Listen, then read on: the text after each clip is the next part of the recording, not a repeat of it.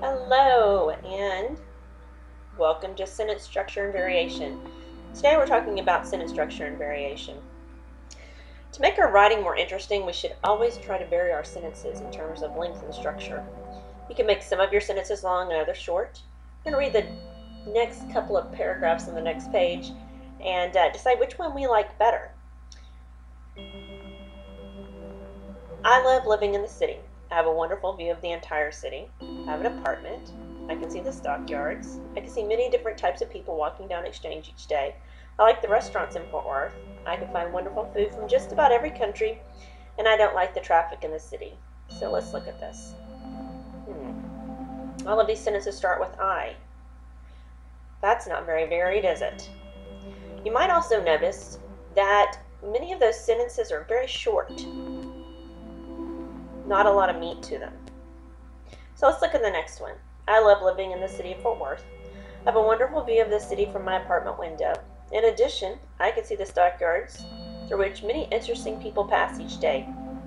I also like Fort Worth because I can find wonderful restaurants with food from just about every country. However, I don't like the traffic in the city.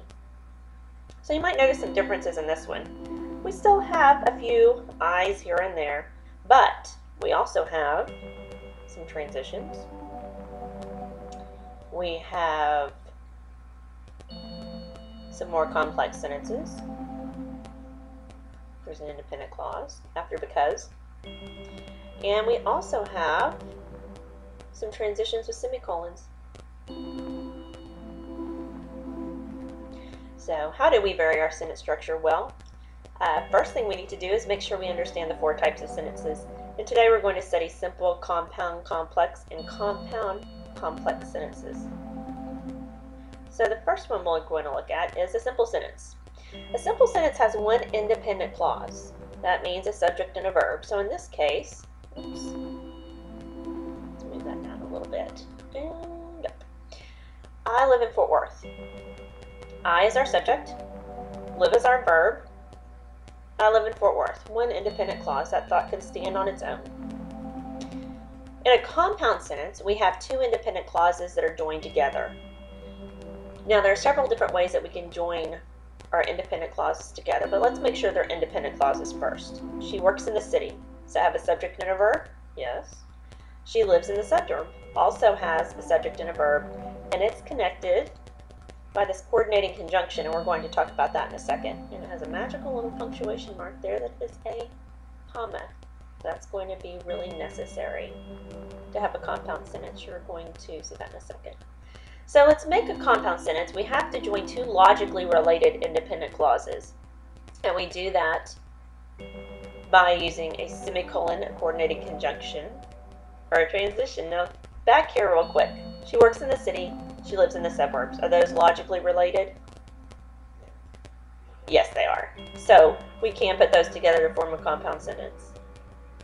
So let's look at using a semicolon first. One of the scariest types of punctuation. Well, I'm going to show you how to use it so it's not so scary anymore. In this case, we're just adding two independent clauses together and separating them by a semicolon. I love living in the city. Is that independent? Can it stand on its own? Yes. There are so many things to do. Same thing, independent clause, join them together.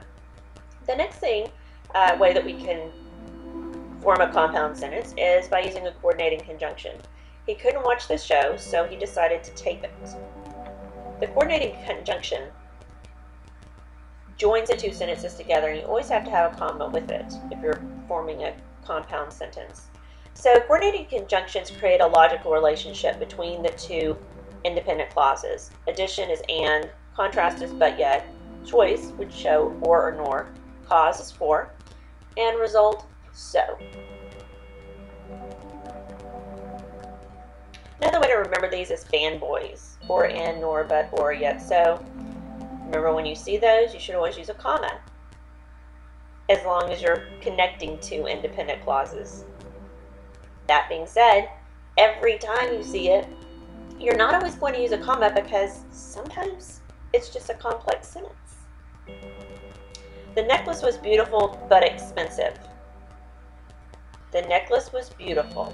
That's your independent clause. but expensive is not, so you would not use a comma. Using a transition. You can use a transition to also connect two independent clauses in a compound sentence. You use a semicolon and then a transition in order to create a compound sentence.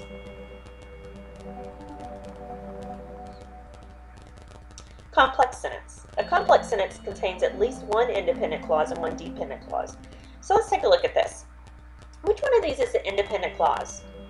It is, in fact, John cannot set up his typewriter. That can stand on its own. It doesn't need any other information in order to be a complete sentence. In fact, we could put a period there and be done with it. But we're varying our sentence structure, so we're not going to do that. We're adding a dependent clause. A dependent clause has to have an independent clause in order to make a complete sentence.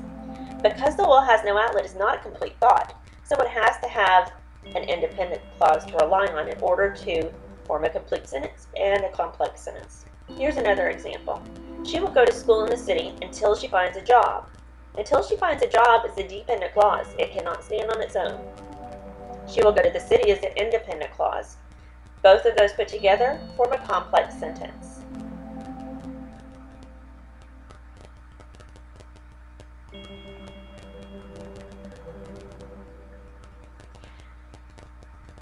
Now, both of the previous examples had the dependent clause at the end of the complex sentence because the wall has no outlet until she finds a job, or at the end.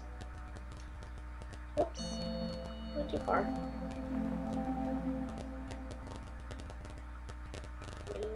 One more, there we go. So, when you have the dependent clause at the beginning, it turns into an introductory clause, and you must use a comma to set that introductory clause apart. When I first moved to the city, comma, I was afraid to drive the steep and narrow streets. Now, could you actually put when I first moved to the city at the end? Yes. And then there would be a period there. I was afraid to drive the steep and narrow streets when I first moved to the city, period. And there would not be any kind of punctuation between. So let's go back. If we put until she finds a job at the beginning,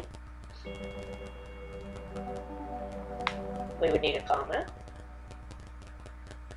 and it would still work. We can also turn because the wall has no outlet into an introductory clause, add our comma and our period, and of course that because we go whoop, whoop, whoop, whoop, whoop, right there in front. We wanted to rewrite it and turn it into an introductory clause. And yes, it was true. You can start a sentence with because. I know. You've been told you can't, but you really can. So a compound complex sentence has two independent clauses and at least one dependent clause. When I want to get a good night's sleep, I make sure that I turn off the lights and I send the kids to their grandmother's house. Which ones are independent clauses? I make sure that I turn off the lights. Can that stand on its own? Absolutely. That's independent clause number one. And I send the kids to their grandmother's house. Is that an independent clause? Absolutely. Independent clause number two. Connected by a comma and a coordinating conjunction. Our dependent clause is at the beginning of the sentence, when I want to get a good night's sleep. Not a complete sentence on its own, so it's a dependent clause. Now, can we move it to the end of the sentence? Absolutely. I make sure that I turn off the lights and I send the kids to their grandmother's house when I want to get a good night's sleep. Would you put a comma there at the end?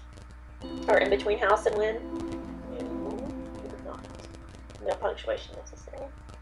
So, thank you so much for joining us with sentence structure and variation.